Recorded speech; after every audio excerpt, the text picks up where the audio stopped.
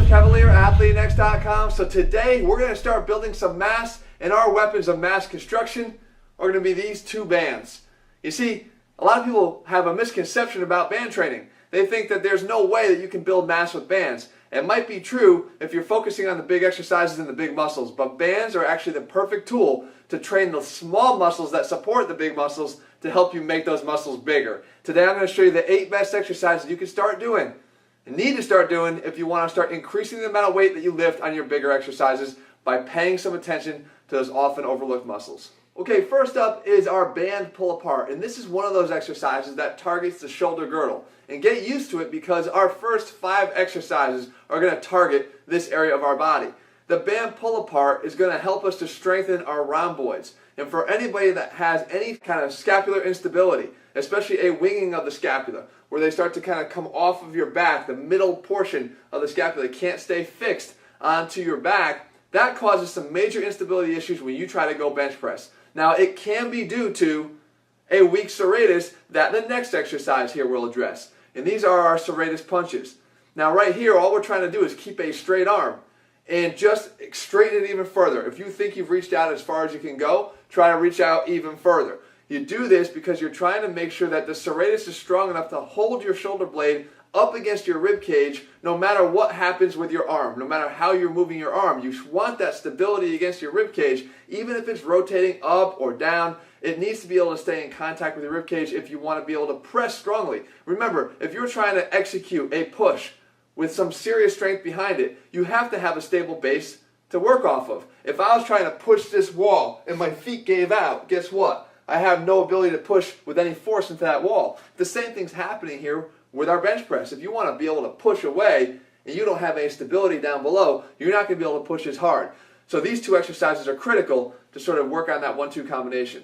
Next, we have a more dynamic version of this, and we call it the over and back. So what we're doing is we're working on both elements again, rhomboid strength and serratus strength, but we're doing it a little bit more eccentrically. We need this dynamic control. As I move the band in front of me, I can't allow it to snap either in front of me too quickly, and I have to make sure it keeps its distance away from my body. And the same thing when I come back behind my head, we're going to work our rhomboids again, but we're working them dynamically and also with control. We can't allow it to just snap back and touch my butt with the band. I want to be able to keep some distance away from my back as I make this transition front to back. Okay, so another very important component, and again, very often overlooked, and not blaming people because a lot of people don't know to do this. Of course, here when we train like athletes, we got to incorporate all these things into a complete training program.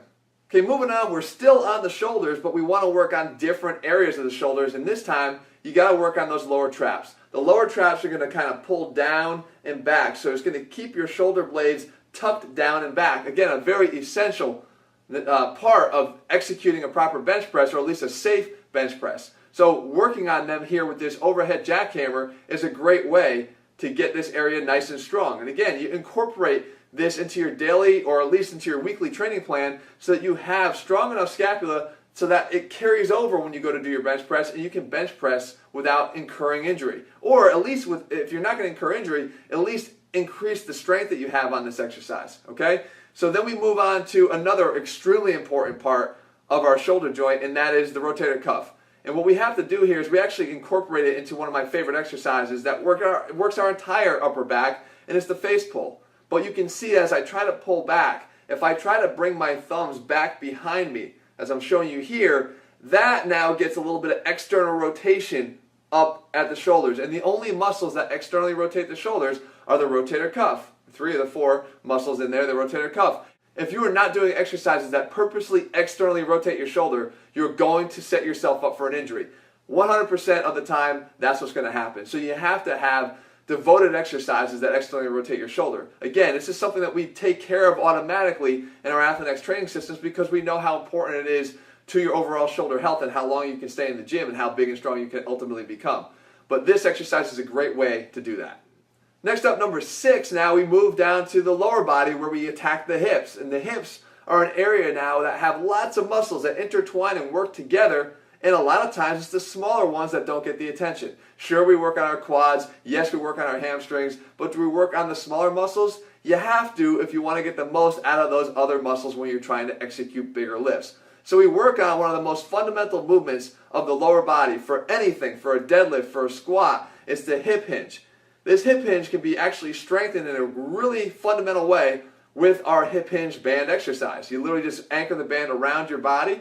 First of all, let the tension pull you back into a normal hip hinge. Understand what it feels like to hinge at the hips and not just bend at the knees. You can save yourself a lot of potential knee problems down the road if you learn how to execute a hinge at the hip first and then get some bend of the knee as you go down into whatever it is, either a deadlift or a squat. So this exercise allows us to do that, and then as we, of course, resist it with the band, we can strengthen our glutes as we push forward. So a great option for you to learn both the mechanics and also strengthen those mechanics. And number 7, now we get really creative here, and it's sort of multi-dimensional movements. Actually could be called perfect overhead squats exercise here, but it's the overhead side step. So with the overhead side step, what you do is you step into the band and you cross it over. So now with the X made, now you put your hands up overhead, you try to spread your feet as far apart as you can against the resistance of the band, and your arms are going to be up in this overhead X position. Now here what you're working on is, can you maintain thoracic extension? Can you stay up nice and tall, which is what that overhead arm positioning is going to do, while you do a side step? And the side step here is actually working resisted abduction.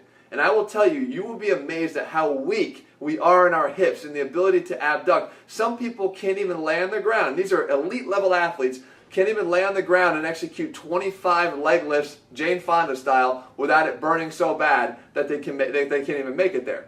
That is so critically important if you want to start increasing the strength on all your lower body exercises. Your hips better be able to support and stabilize the bigger muscles. And then finally we hit our core. You can't leave the core out of this, guys. It's going to transition right between the hips and the shoulder blades is your core. We could do this with one of those often overlooked muscles as well, and it's the obliques.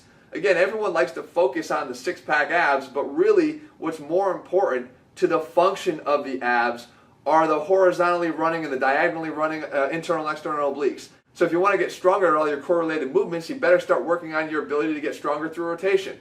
So here we can work on those oblique muscles with this easy oblique crunch. Again, you step yourself out and you're really just working on rotating and contracting at the same time. You can literally see the muscles here contracting.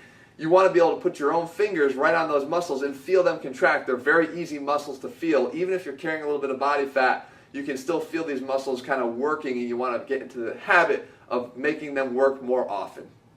So there you have it, guys. There's the 8 best band exercises you can do, especially if you want to start building mass. I know it's not that sexy, but I can tell you this. If you start adding these exercises to your routines, you're going to find that those big lifts will take a big jump up because you're finally working on the supporting muscles that you've never really worked on before. And when those muscles are in place, you'd be amazed at how much power you can generate with those bigger muscles that rely on those small muscles. If you're looking for a program that builds them right into our program, so you don't have to really think about it. I've already told you what exercises to do, when, and I kind of weave them in exactly when they need to be. You can get the AthleanX training program over at athleanx.com. It truly is me as a physical therapist trying to put the science back in strength and get you not only a better program, but a safer program. In the meantime, if you found this video helpful, leave your comments and thumbs up below and let me know what you want to see here on this channel, guys. Remember, this channel is about you. I make the exercises and the videos that you want me to cover and see. I'll continue to do that. I'll be back here again real soon. See ya.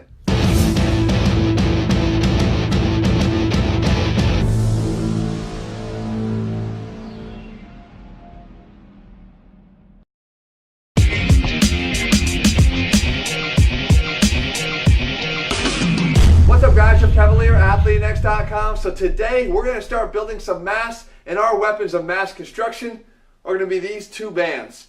You see, a lot of people have a misconception about band training. They think that there's no way that you can build mass with bands. It might be true if you're focusing on the big exercises and the big muscles, but bands are actually the perfect tool to train the small muscles that support the big muscles to help you make those muscles bigger. Today I'm going to show you the 8 best exercises you can start doing and need to start doing if you want to start increasing the amount of weight that you lift on your bigger exercises by paying some attention to those often overlooked muscles. Okay, first up is our band pull apart, and this is one of those exercises that targets the shoulder girdle. And get used to it because our first 5 exercises are going to target this area of our body.